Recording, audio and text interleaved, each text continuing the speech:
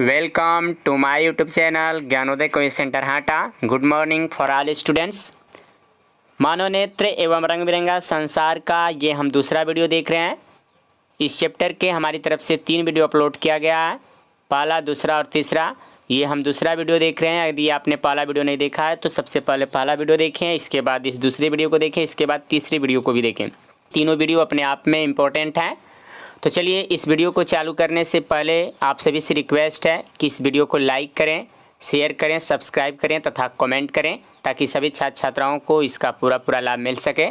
अब थोड़ा सा रंग बिरंगा संसार पे नजर डालते। तो देखिए, ये हमारा जो सूर्य बना हुआ है ना, सूर्य का जो श्वेत प्रकाश होता है वे 7 रंगों का बना होता है। सूर्य का जो श्वेत प्रकाश होता है वह कितने रंगों का बना होता है? 7 रंगों का बना होता है। ठीक है, तो इसकी पहचान कैसे कर सकते हैं, इसे देख कर सकते हैं। तो देखिए, सबसे पहले हम प्रिज्म के बारे में पढ़ेंगे। प्रिज्म होता क्या है, यानी यहाँ पे देखिए, यहाँ पे क्या है? प्रिज्म है। प्रिज्म यानी प्रिज्म वह पदार्थ होता है जिसका जो है कोई दो फलक जो है समानांतर न हो। किसी दो फलक जो है जिसका समानांतर न हो उसे प्रिज्म कहते हैं। यहाँ प्रिज्म का फिगर देख रहे हैं साफ साफ, यानी इसमें क्या होता है कि दो फलक जो है त्रिभुजाकार होता है। दो फलक कैसा होता है? त्रिभुजाकार होता है, और बाकी 3 फलक जो है चतुर्भुजाकार होता है, यानी आयत होता है। दो चीजें, दो फलक क्या होती हैं? त्रिभुज की बनी होती हैं, और 3 जो होता है वह क्या होता है? आयत की बनी हुई होती है। यानी अगर आपसे पूछा जाए कि प्रिज्म में कुल कितने फलक होते हैं, तो 5 फलक होते हैं। समझ आया? तो देखिए, प्रिज्म क्या होता है, जब श्वेत प्रकाश, यहाँ पे देख रहे हैं, जब श्वेत प्रकाश जो है प्रिज्म से होकर गुजरता है तो जो है 7 रंगों में बढ़ जाता है। प्रिज्म से होकर गुजरता है तो कितने रंगों में बढ़ जाता है? 7 रंगों में विभक्त हो जाता है। ठीक है, कैसे? बैजा नीह पिनाला, यहाँ पे देख सकते हैं, बैजा नीह पिनाला। क्या है? बैजा नीह पिनाला। यानी यहाँ पे देख सकते हैं, फिगर के अनुसार आप देख सकते हैं, बैजा नीह पिनाला यानी बैगनी, जामुनी, नीला, हरा, ठीक है, पीला, नारंगी और लाल। यानी ये सारे रंग देख रहे हैं, आपके सामने नजर आ रहे हैं। ठीक है, तो यानी प्रिज्म से होकर जब गुजरता है श्वेत प्रकाश तो इन 7 रंगों में बढ़ जाता है। तो यहाँ से एक परिभाषा जाती है कि सूर्य के श्वेत प्रकाश के अपने अवयवी रंगों में टूट जाने की क्रिया कोई जो है वर्ण विक्षेपण कहते हैं। क्या कहते हैं? वर्ण विक्षेपण कहते हैं। यानी सूर्य के प्रकाश यानी श्वेत प्रकाश को अपने अवयवी रंगों यानी अपने विभिन्न रंगों में टूट जाने की क्रिया ही क्या कहलाती है? वर्ण विक्षेपण कहलाती है। क्या कहलाती है? वर्ण विक्षेपण। और वर्ण विक्षेपण के बाद जो एक रंगीन पट्टी प्राप्त होती है, रंगीन कलर का एक पट्टी प्राप्त होती है, उसे वर्ण पट कहते हैं, जिसे स्पेक्ट्रम भी बोलते हैं। यानी कहने का मतलब है, सूर्य के प्रकाश के अपने अवयवी रंगों में टूटने की क्रिया क्या कहलाती है? वर्ण विक्षेपण कहलाती है। और वर्ण विक्षेपण के पश्चात जो हमें रंगीन पट्टी प्राप्त होती है उसे हम क्या कहते हैं? उसे हम स्पेक्ट्रम बोलते हैं, वर्णपट बोलते हैं। यहाँ पे वर्णपट भी देख सकते हैं, वर्ण विक्षेपण हो रहा है। चलिए, इस फिगर के अनुसार देखते हैं, आपको साफ साफ जाहिर हुआ होगा कि यहाँ पे जो है सबसे ज्यादा विचलन, देखिए तरंगदैर्घ्य, यानी इसको पहले तरंगदैर्घ्य देखेंगे, किसका तरंगदैर्घ्य कम होता है, किसका तरंगदैर्घ्य ज्यादा होता है। तो देखिए, जो रेड कलर होता है, लाल कलर होता है, उसका तरंगदैर्घ्य ज्यादा होता है। उसका तरंगदैर्घ्य कितना होता है? ज्यादा होता है। उसका तरंगदैर्घ्य जो है 7900 एंगस्ट्रॉम होता है। यहाँ पे देख सकते हैं 7900 एंगस्ट्रॉम। और जो बैगनी कलर का होता है, यहाँ पे देखिए, बैगनी कलर का जो तरंगदैर्घ्य होता है वह 4000 एंगस्ट्रॉम होता है। कितना होता है? 4000। यानी आप यहाँ पे देख सकते हैं कि बैगनी कलर का बैगनी जो रंग है उसका एंगस्ट्रॉम यानी उसकी जो है तरंगदैर्घ्य जो है क्या है? कम है। और लाल कलर का तरंगदैर्घ्य क्या है? ज्यादा है। इसी कारण से देखिए क्या होता है कि जो है रेड कलर का जो है जिस चीज का तरंगदैर्घ्य कम होता है उसका जो है विचलन ज्यादा होता है, उल्टा होता है। यानी जिसका तरंगदैर्घ्य ज्यादा होगा, यानी जो ज्यादा बरियार रहेगा वो कम मुड़ेगा, और जो ज्यादा मतलब कमजोर रहेगा वो ज्यादा मुड़ेगा। तो यहाँ पे देखते हैं, लाल कलर का जो विचलन होता है वो सबसे कम होता है। देख रहे हैं, फिगर में भी नजर आ रहा है। लाल कलर का जो विचलन होता है, विचलन यानी मुड़ना, तो लाल कलर मुड़ता क्या है? कम मुड़ता है। और जबकि बैगनी कलर देखिए ज्यादा मुड़ रहा है, क्योंकि यहाँ से यहाँ तक आया, यानी ज्यादा मुड़ा है। यानी इस बात पर 4 क्वेश्चन काफी फेवरेट बन जाते हैं। यानी किसका तरंगदैर्घ्य ज्यादा होता है? तो लाल कलर का। ठीक है, किसका तरंगदैर्घ्य कम होता है? तो बैगनी कलर का। ठीक है, तीसरा पॉइंट आता है कि जो है मतलब प्रिज्म से गुजरने के बाद किस रंग का विचलन ज्यादा होता है? तो बैगनी कलर का। किस रंग का विचलन कम होता है? किस रंग का विचलन क्या होता है, कम होता है, तो आप देख सकते हैं लाल कलर का यानी रेड कलर, यानी रेड कलर का विचलन जो है कम होगा। चलिए हमने इसके विचलन के बारे में पढ़ा। अब इसके बाद हम इसके ये जो हमने प्रयोग करके देखा, इसका हम प्राकृतिक रूप भी देख सकते हैं। इससे प्राकृतिक में भी हमें इस चीज को देखने को मिलता है। जैसे उदाहरण के तौर पे चलिए हम आते हैं कहाँ, यहाँ पे देख सकते हैं ये क्या चीज उगा हुआ है, इंद्रधनुष उगा हुआ है। क्या उगा हुआ है, इंद्रधनुष। देखिए स्पेक्ट्रम का जो है सबसे इंपॉर्टेंट अगर चीज देखा जाए तो यह है इंद्रधनुष। क्या है, इंद्रधनुष, रेनबो। यहाँ देखिए रेनबो, ये रंग कैसे नजर आता है, इसे आप थोड़ा सा ध्यान से समझेंगे ये कैसे होता है। तो ध्यान से देखिएगा, इस फिगर के माध्यम से भी समझ सकते हैं। जब प्रकाश की किरणें जो है, श्वेत प्रकाश जो है, ये जल में जब बरसात के मौसम में जो जल होता है, जल की बूंदे जब आती है तो जल की बूंदे भी एक प्रिज्म की भांति काम करना शुरू कर देती है। कैसी काम करती है, प्रिज्म की तरह, यानी प्रिज्म की तरह होती है। और जब ये प्रकाश की किरणें जाती है तो हमारे जो है गोलाकार जो है जल का जो छोटी सी बूंद है उसमें घुसती है, यानी उसमें जो प्रवेश करता है प्रकाश, तो वे जो ये क्या होता है, प्रकाश का वहां अपवर्तन होता है। प्रकाश का क्या होता है, अपवर्तन होता है। इसके बाद इस छोर से जाकर जो जल के दूसरे छोर पे जाती है और वहां से टकरा जाती है, और टकरा कर पुनः जो है जल से बाहर निकलती है, तो फिर अपवर्तन होता है। ठीक है, और इसके बाद जो एक रंगीन पट्टी बनाती है जो हमें देखने को मिलता है रेनबो, इंद्रधनुष। यानी याद रखें इंद्रधनुष का निर्माण कैसे होता है, प्रकाश के जो है परावर्तन, अपवर्तन और जो है पूर्ण आंतरिक परावर्तन के द्वारा जो है इंद्रधनुष का जो है निर्माण होता है। तो चलिए देखते हैं इंद्रधनुष कितने प्रकार के होते हैं। तो इंद्रधनुष मुख्यतः दो प्रकार के होते हैं, प्राथमिक इंद्रधनुष और द्वितीयक इंद्रधनुष, यानी प्राइमरी रेनबो और सेकेंडरी रेनबो। इन दोनों रेनबो पर ध्यान से नजर डालेंगे, कैसे दोनों क्यों होता है, इसकी खासियत क्या है। तो सबसे पहले आते हैं प्राथमिक रेनबो, यानी जो है कहने का मतलब है प्राथमिक इंद्रधनुष। ये देखिए कैसे होता है। इसका कारण है कि प्रकाश की किरणें जो है इस जल में जो है जाती हैं, यहाँ से अपवर्तन होता है, फिर वहां पे जो है प्रकाश के दूसरे छोर से टकरा करके फिर अपवर्तन होकर के हमारी आंखों पर पड़ता है। यानी प्राथमिक रेनबो होने का मेन कारण है प्रकाश का 2 बार अपवर्तन और 1 बार परावर्तन। ठीक है, और अगर हम सेकेंडरी रेनबो की बात करें यानी द्वितीयक इंद्रधनुष की बात करें, तो इसमें क्या होता है कि पहले वाला सिस्टम टोटल होता है और इसके बाद जो फिर जो निकलता है ना, तो इसके बाद फिर किसी जल से टकरा कर चला आता है, यानी परावर्तन हो जाता है। यानी अगर द्वितीयक इंद्रधनुष की बात करें तो इसमें क्या होता है कि जो है 2 बार परावर्तन भी होता है और 2 बार अपवर्तन भी होता है। यानी उसमें जितना सिस्टम है पहले वाला ही होगा और इसके बाद बाहर निकलने के बाद फिर जल से टकरा कर हमारी आंखों तक आएगा, यानी जो द्वितीयक इंद्रधनुष हुआ। अब इसके गुण देखते हैं। प्राथमिक जो इंद्रधनुष होता है वह बहुत ही मनमोहक होता है, देखने में सुंदर लगता है, बहुत देर तक टिकता है। ठीक है, इसकी पहचान क्या है, कैसे आप पहचानेंगे कि वह प्राथमिक इंद्रधनुष है। तो जिस इंद्रधनुष के ऊपर यहाँ पे देख सकते हैं, यहाँ पे प्राथमिक इंद्रधनुष का फिगर दिखाई दे रहा है, यानी जो मतलब कि जो है जिस रेनबो का सबसे ऊपरी भाग लाल हो और नीचे बैगनी हो तो उसे हम प्राथमिक इंद्रधनुष कहते हैं। और ठीक इसका उल्टा, अगर जो है ऊपर जो है बैगनी हो और नीचे लाल हो तो उसे हम कहते हैं द्वितीयक इंद्रधनुष। यहाँ पे देख सकते हैं द्वितीयक इंद्रधनुष की फिगर है, यानी ऊपर जो बैगनी और नीचे क्या है, लाल है।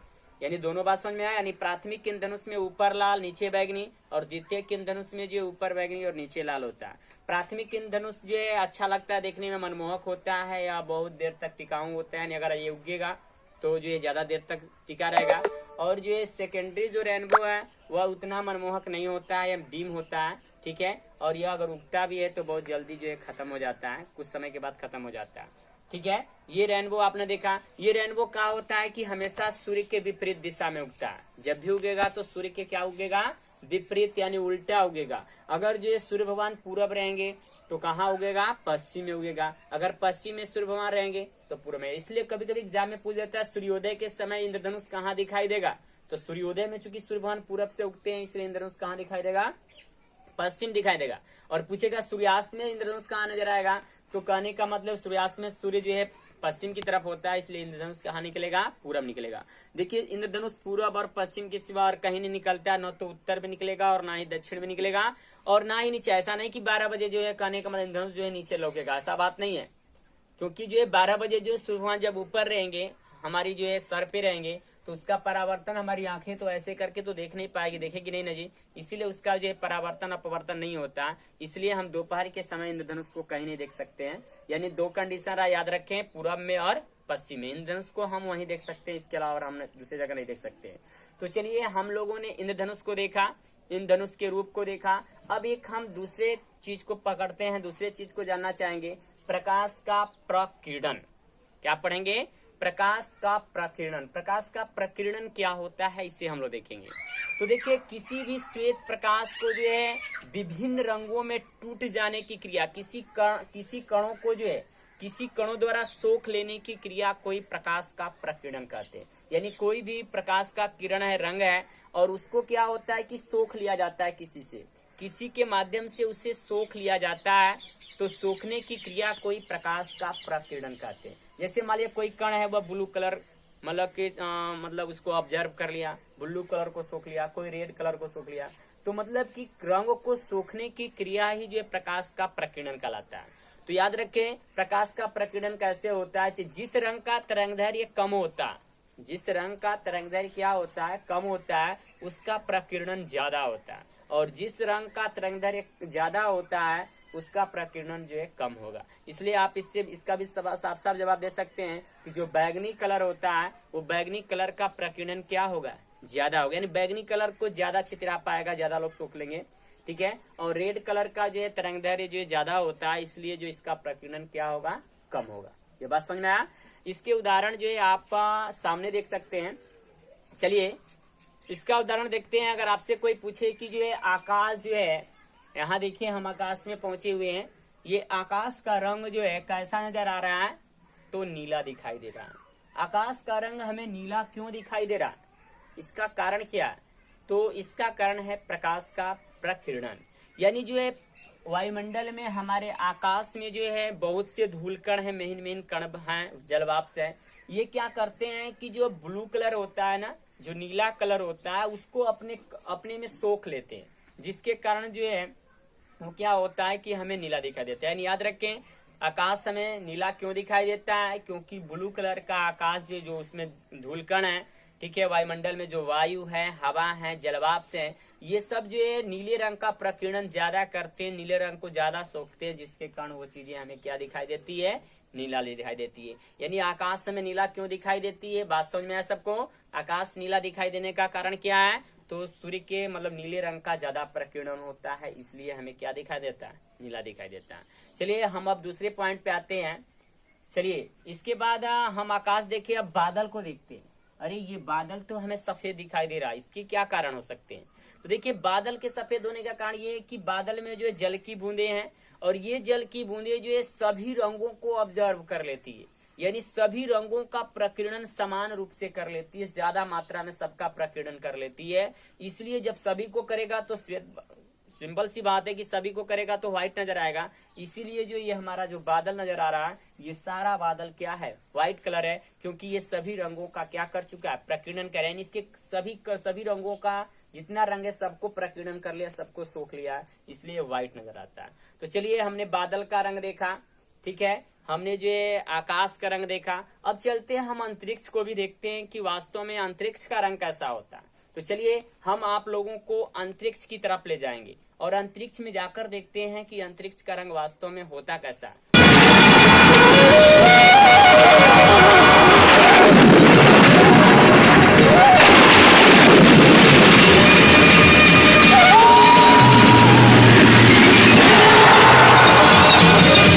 हम लोग यहाँ पे अंतरिक्ष में पहुंच चुके, ठीक है। अरे यहाँ पे तो पूरा काला नजर आ रहा है, अंतरिक्ष में पूरा काला नजर आ रहा है। यहाँ पे देख रहे हैं, यहाँ पे टोटल चीजें काला हमें नजर आ रही है। तो ये काला क्यों नजर आता है? इसका मेन कारण है कि जो क्योंकि जो पृथ्वी पर तो वायुमंडल है, लेकिन इस अंतरिक्ष में कोई वायुमंडल नहीं है। इसमें क्या है? कोई वायुमंडल नहीं है। और जब वायुमंडल नहीं है, धूलकण नहीं है, तो ये जो है प्रकाश का प्रकीर्णन कौन करेगा? कोई नहीं करेगा। तो यहाँ पे जब प्रकाश का प्रकीर्णन नहीं होता है, इसीलिए जो है हमें जो अंतरिक्ष क्या दिखाई दे रहा है? काला दिखाई दे रहा है, क्योंकि यहाँ पे कोई कण ही नहीं है। जब प्रकाश का प्रकीर्णन ही नहीं होगा तो कोई रंग नहीं होगा, कोई रंग नहीं होगा, इसका मतलब ब्लैक नजर आएगा। यानी ये अंतरिक्ष कैसा नजर आता है? काला नजर आता है। याद हुआ? ब्लैक जो है अंतरिक्ष कैसा नजर आता है? काला। क्योंकि यहाँ पे कोई वायुमंडल नहीं है, प्रकाश का प्रकीर्णन नहीं हो पाता।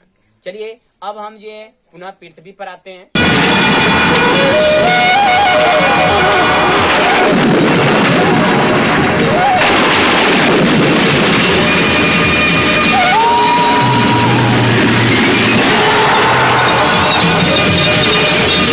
चलिए हम पृथ्वी पर आ गए। यहाँ पे देख रहे हैं कि सूर्योदय एवं सूर्यास्त के समय, ये एक वेरी वेरी इंपॉर्टेंट क्वेश्चन बनता है, सूर्योदय एवं सूर्यास्त के समय जो है सूर्य रक्ताभ क्यों होता है? रक्ताभ का मतलब है लाल प्रतीत क्यों होता है, लाल क्यों दिखाई देता है? आप देख सकते हैं यहाँ सूर्योदय और सूर्यास्त दोनों समय जो है हमें लाल कलर आ रहा है, रेड कलर आ रहा है। आखिर में ऐसा क्यों होता है? तो देखिए इसका कारण ये होता है कि जो है सूर्य भगवान जब क्षितिज पे रहते हैं, यानी क्षितिज पर आते हैं, तो बहुत दूर से जो है सूर्य भगवान की किरणें हमारे यहाँ आती हैं, बहुत लंबी दूरी तय करना पड़ता है। तो जब लंबी दूरी तय करेंगे तो प्रकाश का तो प्रकीर्णन होगा ही, तो जो लंबी दूरी तय कर रहे हैं तो जो उस साइड के जो कण है वो जो है नीला, बैगनी, इन सभी कणों को जो सोख लिए।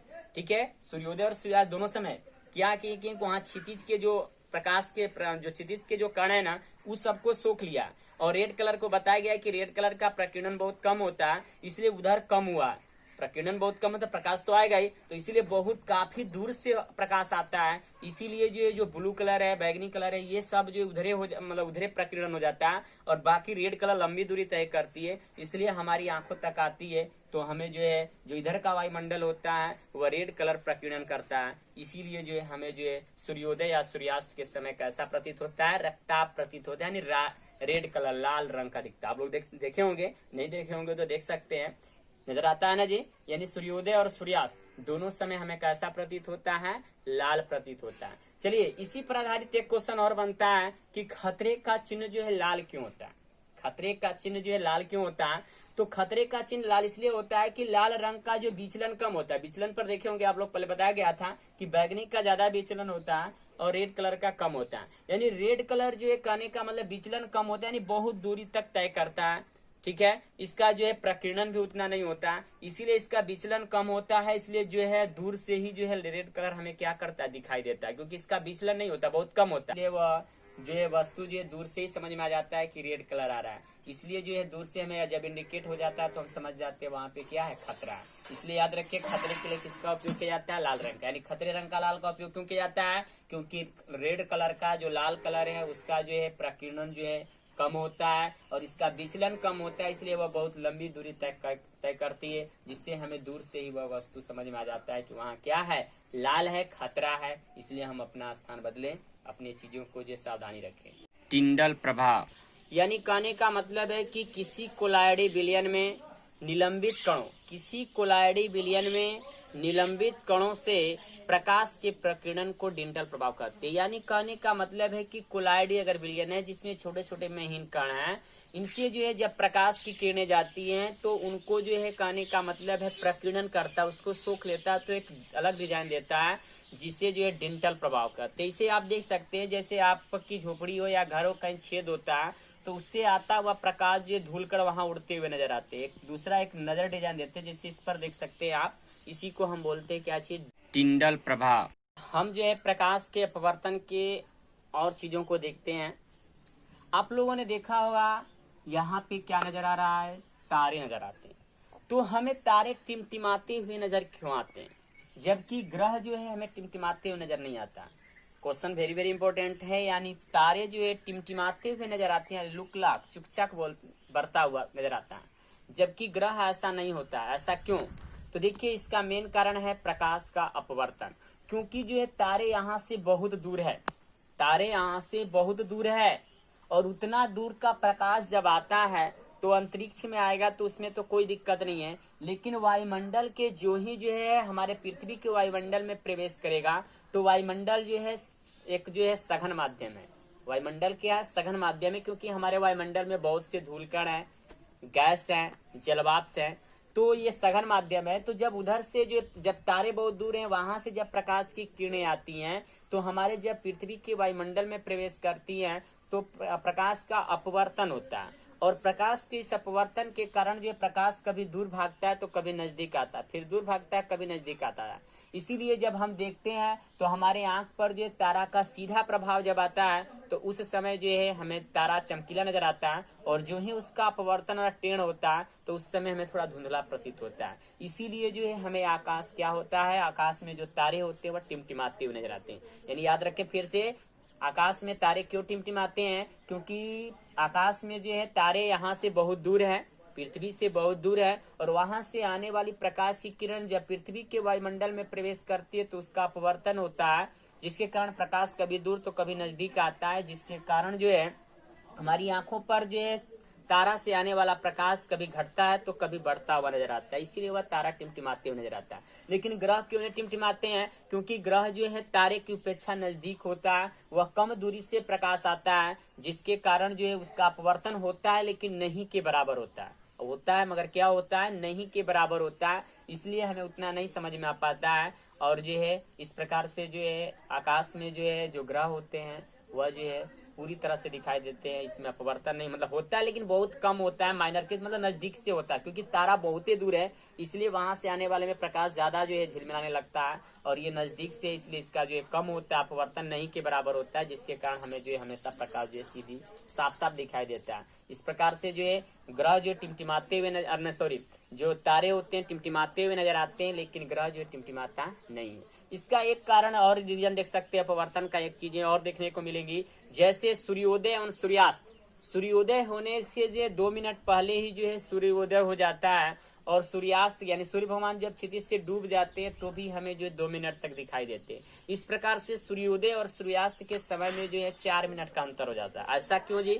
तो देखिए, चूंकि जो है सूर्य भगवान जब नीचे होते हैं, हमारे क्षितिज से नीचे होते हैं, तो प्रकाश की आंखें जो है वहां से सूर्य से प्रकाश की किरणें आती हैं, सूर्य से प्रकाश की किरणें आती हैं, क्षितिज से बहुत सारा वायुमंडल है, तो प्रकाश की जब किरणें उधर से फिगर में देख सकते हैं, यानी सूर्य के किरण से जो है प्रकाश की जब किरणें आती हैं तो अपवर्तन होता है वायुमंडल में। अपवर्तन होने के कारण जो है अभिलंब से दूर, यानी जो है हमारी जो है थोड़ा सा ऊंचा नजर आता है, यानी सूर्य भगवान यहाँ रहेंगे तो थोड़ा सा ऊंचा नजर आएगा, यानी आपको प्रतिबिंब जो है वहां दिखाई देगा, यानी नीचे रहेंगे तो दिखाई देगा वो ऊपर है। इसीलिए जो है जब सूर्य भगवान सूर्योदय में डूब जाते हैं, सूर्यास्त में जब डूब जाते हैं, क्षितिज से डूब जाते हैं, लेकिन फिर भी जो है उनका उल्टा प्रतिबिंब जो ऊपर नजर आता है, यानी जो है जो प्रकाश का अपवर्तन के कारण जो है वस्तु वहां रहती है लेकिन दिखाई देती है कहाँ, वहां। जैसे आप लोगों ने मछली के पहले बार में पढ़ाए थे, मछली जो है मछली का प्रतिबिंब थोड़ा सा ऊपर और कहने का मतलब आगे हो जाता है, उसी तरह से जो प्रतिबिंब बनेगा वह जो है कहने का मतलब है क्षितिज से नीचे चले जाएंगे सूर्यदेव, लेकिन फिर भी उनको हम लोग को दिखाई देगा कि वह ऊपर नजर दिखाई देगा, यानी उतना दूर जाने में 2 मिनट का समय लग जाता है।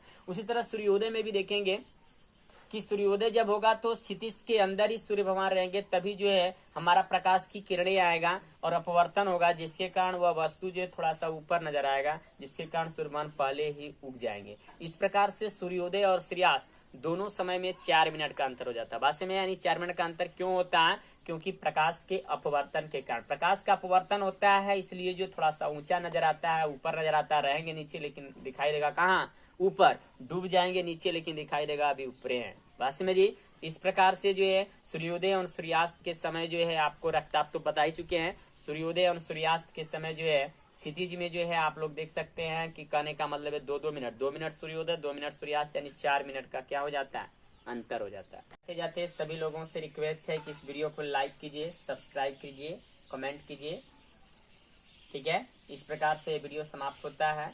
सभी को हमारी तरफ से बाय बाय।